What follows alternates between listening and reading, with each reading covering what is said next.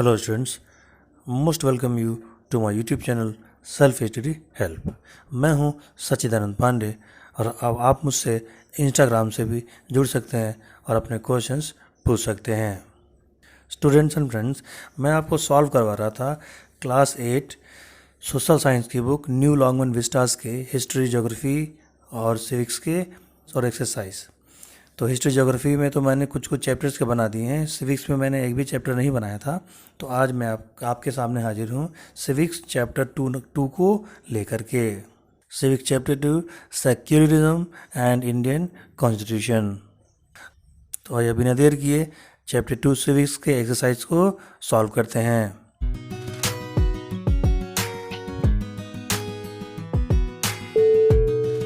Students, आपसे एक छोटी सी रिक्वेस्ट है।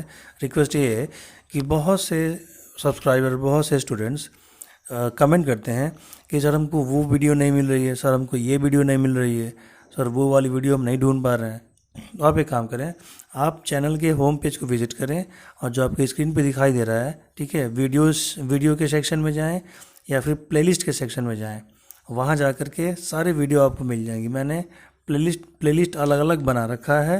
क्लास 7 का अलग बना रखा है, क्लास 8 का अलग बना है, क्लास 6 का अलग बना है। बहुत सारी अलग प्लेलिस्ट मैंने बना रखी हैं।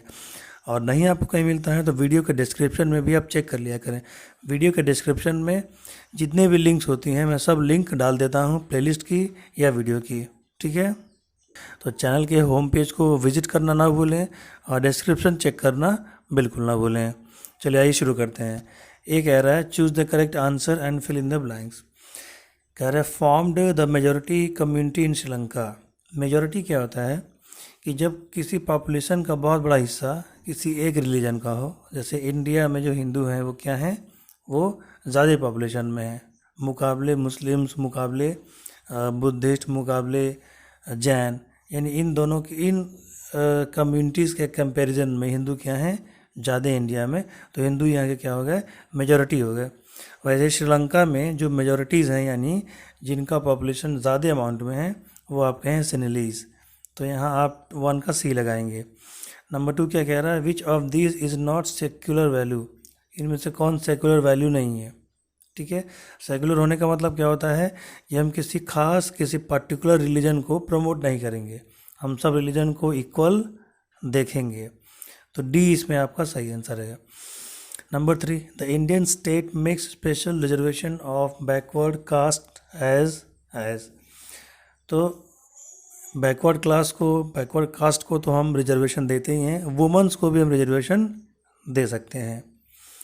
Number 4, a law was passed in.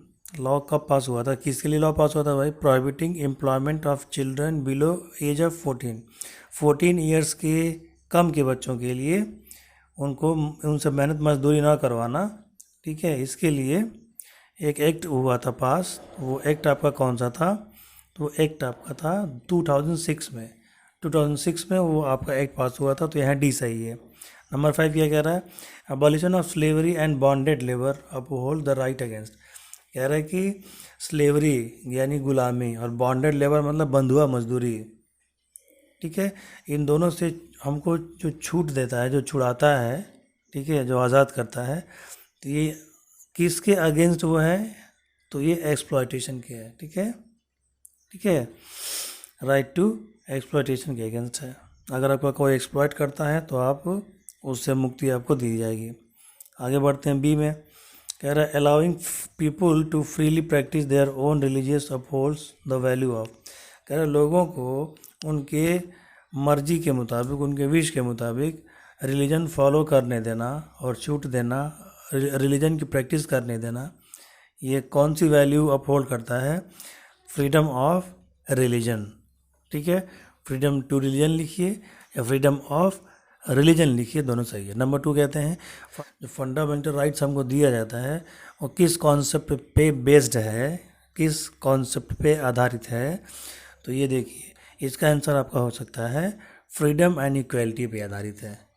या तो फ्रीडम एंड इक्वलिटी लिखिए, ठीक है, या तो लिख दीजिए इट्स यूनिवर्सल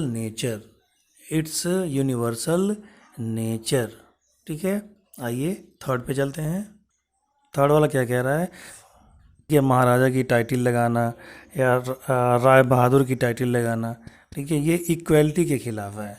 ठीक है, ये तो इसका हो जाएगा इक्वलिटी, यानी बराबरी के खिलाफ है ये, क्योंकि महाराजा या राय बहादुर लगाने से आपको स्पेशल प्रिविलेज मिलता है, तो स्पेशल प्रिविलेज नहीं चाहिए, सब लोग इक्वल हैं। अगला कह रहा है violation of fundamental rights can be redressed with the help of. हालांकि अगर आपको कोई आपके फंडामेंटल राइट्स को वायलेट करता है, छीनता है, ठीक है, या उसे वायलेट करता है, तो किसका हेल्प लिया जा सकता है? तो जुडिशरी का, JUDICIARY। जुडिशरी में आपका सुप्रीम कोर्ट, हाई कोर्ट और डिस्ट्रिक्ट कोर्ट तीनों आ जाता है, तो जुडिशरी वर्ड यहाँ सबसे सूटेबल रहेगा। ठीक है, नंबर 5 पे चलते हैं। Universal declaration of human rights include type of right.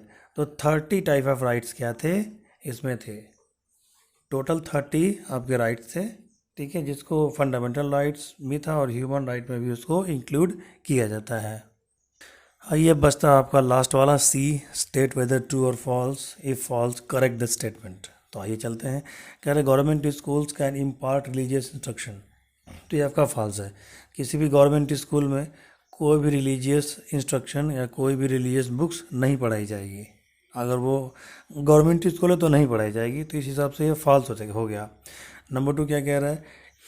तो ये आपका ट्रू है, क्योंकि जहाँ लोगों के डिस्क्रिमिनेशन की बात आएगी, ठीक है, डिस्क्रिमिनेशन का मतलब होता है भेदभाव करना, तो जब भेदभाव की बात आएगी, ठीक है, तो ये इक्वलिटी के खिलाफ होगा।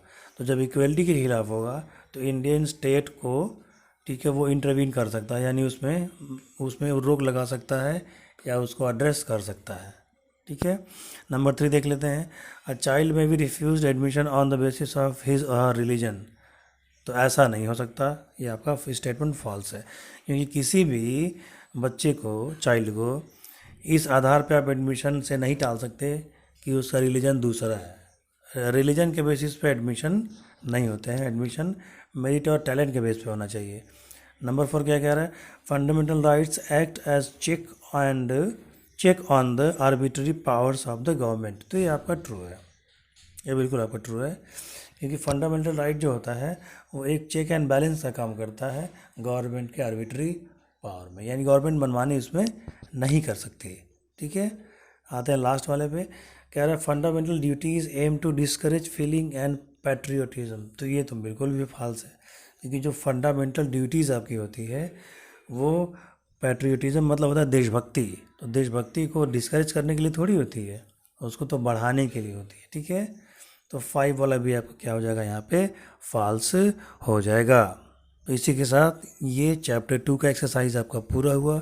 मिलते हैं आपसे बहुत जल्दी सिविक्स चैप्टर 3 के एक्सरसाइज के साथ। हाँ, और हाँ, चैनल को देखिए, वीडियो को लाइक करिए, शेयर करिए, और चैनल को सब्सक्राइब किए बिना बिल्कुल मत जाइए, क्योंकि आप सब्सक्राइब करेंगे तब भी मैं लोगों की, बच्चों की, स्टूडेंट्स की ऐसे ही फ्री में मदद कर पाऊँगा।